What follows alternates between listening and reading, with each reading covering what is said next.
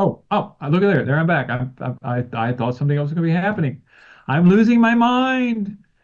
Anyway, let's welcome our first guest here, Thomas Munson. Hello, sir. How are you today? I'm very well. It's good to be back on the show, Dane. It's always great to have you. Listen, if there's anything happening in the UK, you are the go-to guy. So let's we talk about America a lot, and we talk about Donald Trump and how America is having issues. But let me tell you, Western world, it seems like the UK is having more issues than any country I know of. Would you agree with that? Well, certainly, if you look at the polling, I think we rank as the least happy developed nation on earth. So I wouldn't say that things are going swimmingly. I mean, look, I think like most countries post-COVID, like financially, fiscally, we're very constrained in what we can do to alleviate some of the problems that the country faces. And for the first time, really, in my lifetime, our politics has become extremely fragmented as well. You know, it's always been the Conservative Party, Labour Party, really symbols of the early 20th century, and now you're seeing sort of four, five, six parties sort of come to the fore, which I know we'll be speaking about at some point in the show, which should make the local elections very interesting. Yeah, so okay, well, first it's still internal to the UK, and then we will go to the King and Queen going to the United States. So Keir Starmer, Prime Minister. It seems like every day, I just got back to the UK. I hear every day, being gone and back that, he's on borrowed time. He's not going to be around much longer. So first, let me ask you, I think there's a no confidence vote today, I believe, in Parliament for him, I think I heard. So what do you think is Keir Starmer's future? Yeah, so today is a huge day actually for Keir Starmer's premiership. So before we even start thinking about that motion, so it's not confirmed yeah. So we've got it's not a no confidence vote. I'll explain what that is in a second. But before that, we have testimony in the Foreign Affairs Committee from McSweeney, who was Keir Starmer's chief of staff in Number 10, heavily involved in the appointment of Peter Mandelson. And then we also have testimony from somebody called Phil Barton, who was permanent secretary in the Foreign Office during the appointment of Peter Mandelson. So we'll have testimony from both those people. McSweeney is expected to kind of back up Keir Starmer's version of events that Downing Street didn't put pressure on the Foreign Office to fast track or force through Mandelson's security vetting, which of course he failed the vetting process, which makes it all the more scandalous that he was in the position that he was in the first place. Whereas Phil Barton, the Foreign Office Permanent Secretary, is expected to say the opposite. He's expected to say Downing Street was putting huge pressure on them to sort of fast track, push through Mandelson's vetting. So both those people will be speaking before there's a vote today. So the vote itself isn't. I mean, I suppose in effect it's a vote of no confidence in Keir Starmer, but in actual fact, it's a vote for. Excuse me. It's a vote for an inquiry. It's actually a vote for an inquiry into the appointment of Peter Mandelson. That I think many people are seeing as a confidence vote in Keir Starmer, and in many ways it could well act as such. Okay, so first of all, for the audience, for those who may have forgotten, the controversy about Mandelson is that Mandelson was appointed by Keir Starmer to be ambassador to the United States. And as we've learned, then he was eventually fired for many reasons. One is that he was very close with Epstein, and number two is supposedly he was trading state secrets, to Epstein or doing whatever he was doing. But what we've learned since then, as you're talking about, is the fact that Mandelson failed his security clearance, his background clearance, and should never even been given the opportunity to be the ambassador to the United States. And so Keir Starmer's all wrapped up into this. So the McSweeney testimony, and will it be public before the vote today in Parliament, or will they make it quickly available? Yeah, I believe it'll be live streamed online on Parliament TV around 11 o'clock UK time, I think. I'm not sure what time Okay. Phil Barton's is. And then what time is the vote for the inquiry? And just to be very clear on this, this is similar. I think I heard, correct me if I'm wrong with this. this is similar to what happened to Boris Johnson during the COVID, that they voted for an inquiry for the COVID parties or whatever, right? Yeah, and that was essentially what brought down Boris Johnson's premiership. In fact, Keir Starmer was ironically heavily involved in pushing for. If anybody knows about the impact that this sort of inquiry might have on one's leadership, it would be Keir Starmer because, in many ways, he's benefited from similar sort of motions in the past, which is why there's what's called a three-line whip today for Labour MPs to oppose the inquiry. It is expected, I should say, that that they think that the inquiry won't pass. That enough Labour MPs will back the Prime Minister in this vote for the inquiry happening. However, I would say this. I'm saying this before we've had the public testimony to people that I've just mentioned. If there's anything particularly explosive, again, I would say particularly in Phil Barton's testimony, then we may see some people changing their position. However, I think that some of it's kind of academic because, well, as we'll get into local elections a bit later on anyway, if the party get sort of absolutely wiped out in the local elections, then I can't imagine that he would stay on for much longer anyway. Well, let me ask you. So, so this inquiry. I mean, don't you think politically? Okay. May 7th are the local elections in the Yeah. UK, but before I get to that, Yeah. if you look at the chronology of events, so there's no confidence, or not, there's no confidence. This inquiry vote. Politically speaking, because the elections are coming up, don't you think it'd be politically better for the Labor, the fact that they vote for the inquiry? Because if they don't vote for the inquiry, won't it show that kind of like it's a cover up and that may impact the local elections? Yeah, I think that's certainly how some people within the Labour Party will be thinking about it. I suppose it's important to stress there's a sort of distance between the sitting Labour members of Parliament and the people who are sitting in the local elections, because of course they're all sitting for local councils rather than for Parliament itself. And so, from a point of self-interest, it may benefit given Labour MPs actually support the Prime Minister if they think there's some scenario in which he stays on. They don't want to be one of the people who voted for said inquiry. I mean, it's like, as I said, it's a three-line whip, and so a voting against a three-line whip's met with like the strongest possible punishment. Like, you may well be expelled from the party for voting against the three-line whip. So it would have to be quite a matter of conscience for the Labour MP to be willing to do that. Although I'm sure some will today. Okay, so let's talk about the local elections. May 7th, local elections. The polling that I saw shows that, like in London, let's just go through the parties. Okay, the major parties you have in the United States, not the United States, in the United Kingdom, is that you have Labour, which is Keir Starmer in power. Then you have the opposition, which is the Tories slash Conservatives, run by Kemi Badenoch. Yeah. And then those are always been historically fighting each other. But then you have the Green Party, you have the SNP, the Scottish Nationalist Party, but the most recent polls I saw show that the Green Party actually might do well in the local elections. Is that true? Yeah, and don't forget reform, of course, as well. Oh, that's right. Duh. Expected to do very well. I saw there was some polling recently that, I mean, particularly in London. You mentioned London a second ago. So London has been a Labour stronghold for decades at least, and the Greens are expected to gain many seats in London.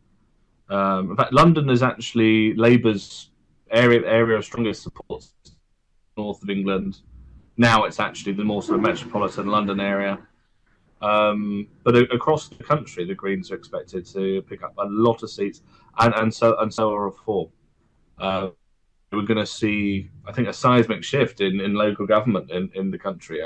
Labour could lose hundreds and hundreds of seats. Yeah, so let's kind of put it out there for the viewers to understand. So like, okay, in the United States you have Republicans and Democrats, okay? And once again in the UK you have the two major parties. On the right you have the Conservatives, and on the left you have Labor. Now, if you are typically a Labor supporter and you're disappointed with Labor, you're not going to run off to the right. You're not going to run off to the Conservatives and Tories. So the other option you have basically below Labor are the Greens. Okay. Now, on the right, the same situation. Whereas you're typically a conservative voter and you've supported the Tories in the past, you're not going to run off to the Labor. You're not going to run off to the Greens. You're going to go with the second choice in that conservative ideology, which is reform. So just to be very clear, on the conservative side, you really have two choices. If you're a conservative voter, you have the Conservative Party, Tories, and Reform. Those are your two choices. And on the left, you have Labor and you have Green. So very rarely do you see those crossovers. So when we talk about how the Greens are going to do well, it's typically those voters, I would argue, were strong Labor supporters in the past who said, "I'm just tired of Labor, so I'm not going to go to the right." So the Greens are the next alternative, correct? Yeah, I mean, historically, that might have been the Liberal Democrats, for example, who seem to be kind of missing from the picture Yeah. altogether. I mean, there's actually quite a lot of pressure on Ed Davey now, the leader of the Liberal Democrats, because they've got quite a lot of parliament, and they're not really doing anything with that. But on the point of the Greens, I mean, the Greens have been very clever. So, as the name suggests, their sort of origin was campaigning on things like net zero and the local environment and all that sort of thing. Whereas now their sort of base of policy is much broader, in a way to absorb a lot of these Labour votes, particularly on foreign policy, which is something you might necessarily associate the Green Party with. They probably spend more time talking about Gaza than they actually do about climate change these days. And I think that's a very deliberate strategy to hoover up disenfranchised Labour voters. And many of those disenfranchised Labour voters will be from ethnic minority communities, Muslim communities, and I think it's very intentionally designed to pander to those votes. Yeah, that's an interesting point. I mean, the Green Party, as you pointed out, typically has been a party of the environment, okay, i.e., green environment. That's typically what you see throughout Europe. And once again, the Green Party is a pan-European party, basically, when you get down to it. They have a good presence in the European Union and things of that nature. But you're right; they have taken a very active role in being pro-Palestinian, a party, which it's interesting you say. I think that have done that too because there's a very large Muslim population in the UK, and these local elections, you have a large Muslim population voting in the local elections, and I think that you're right. I think that that's probably why they're doing it. Now, I'm not dismissing that they fundamentally do believe in what they're talking about, but from a voter standpoint, from local elections, this is probably why they will do well. Now, let's talk about the Lib Dems. I mean, why have they? Yeah, it's right. I don't even think about the Lib Dems hardly, which is weird. But what has happened to them? Why have they done so poorly, considering that they do have a presence in Parliament? Yeah, it's an interesting situation. I mean, if you look there, they have over 70 MPs, which actually isn't that far behind the Conservative Party, really. And it's the most MPs they've had, I think, since, as I said earlier, the old Liberal Party of the early 20th century. And yet they're not really getting any cut through. And in fact, weirdly, in the last general election, cut through was something they struggled with as well. And I don't know if you remember, um, but Sir Ed Davey had to pull off all these very bizarre stunts to try and get any media. He would sort of go down a water slide, or he would go like Yeah. kayaking, or something like that. I think it increasingly, because I've met a number of these Lib Dem MPs myself. They've actually got a very talented base of people in Parliament. You've got a lot of former veterans in there as well. Like, it's a really interesting mix of people. I think that for the party to have become so irrelevant so quickly, I think really that sort of is squarely with Sir Ed Davey. I think that where they've had some success with some specific campaigns, they have, as a party, been far too niche on the sort of things that they've been campaigning about. Like they spend a lot of their time talking about sewage and rivers, which, don't get me wrong, is like a big deal. But you're the third largest party in Parliament, and you don't really see them intervening or getting heavily involved in the major issues, except either to criticise Trump, which I think a lot of people do anyway, or more recently, Sir Ed Davey spoke to back Keir Starmer in Parliament to agree with him. So they're not offering in the way that the Green Party are or Reform are. Okay, well, so let's go through the practical.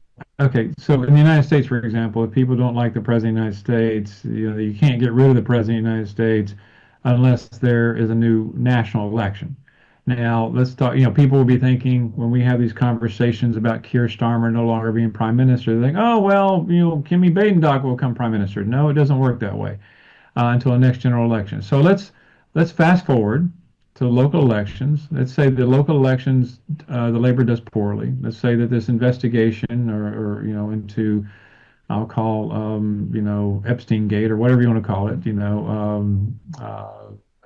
Mandelson Gate, guess I should call it. I do believe, just like most people, that Keir Starmer is on borrowed time. Now, to change out Keir Starmer as Prime Minister, so number one, to be very clear, the next Prime Minister post Keir Starmer, prior to the next general election, will have to be a member of Labour. It's not going to go to a different party, correct? Yeah, I mean, it would have to be a vote of no confidence in the government for that to happen. In which case, no Labour MP would, in their right mind, would vote for that. So yeah, it would be an internal party politics thing.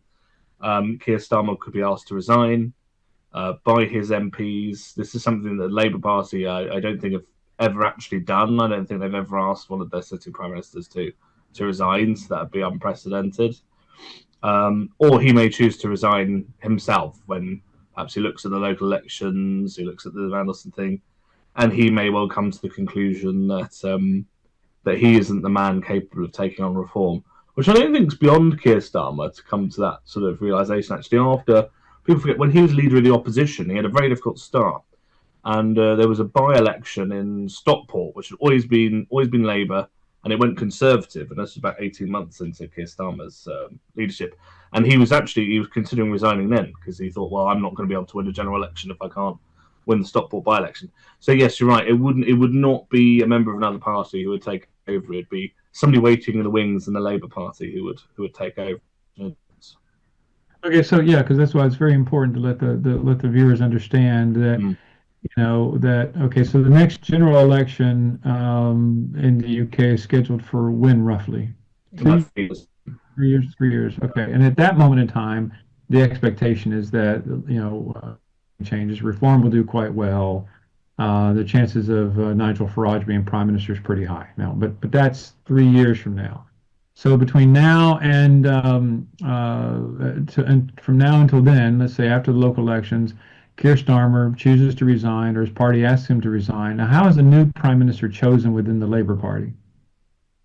Yeah, so anybody who wants to be on the ballot, they need to receive a certain level of nominations from their peers within the parliamentary party. I'm not sure what the exact figure is. It always changes depending on how many members of parliament they have at a given time. So then there'll be so after a certain number of people have been nominated, the amount of people on the ballot will be whittled down by the parliamentary party. They'll continue having votes, and then whoever's last is eliminated, and so forth, until there's only a small number of people left, and then it'll go to the party membership. I think that with the Conservative Party, you wait until there are only 2 people left before it goes to leadership. With Labour, it can be like 3 or 4 people before you go to the party membership, and then the trade unions also get a say. Not as big a say as they used to have, but a say in. And then I think they combine. They've got a very complicated system in that sort of typical leftist sort of way, where you combine the votes from the membership and the unions and the parliamentary party, and then you sort of come to whoever is the most popular across those three groups. Mm, okay. And then but just to be very clear, when it goes to a national vote, I mean that'd be basically the UK. Only Labour Party members get to vote in the election. Yeah, Yeah. So once again, just to be very clear, for the next 3 years, we're going to have a Labour Prime Minister in the UK, no matter what. I mean, whether it's Keir Starmer or somebody else, it'll be a Labour Prime Minister. Okay, so that's enough on UK politics internal. Let's talk about the King and the Queen going to the United States.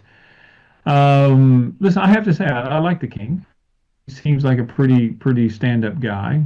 I won't speak, I won't say anything about it, Camilla, but the whole issue is it's a pretty big, important trip to the United States. As a Brit, I mean, what are your expectations from this trip?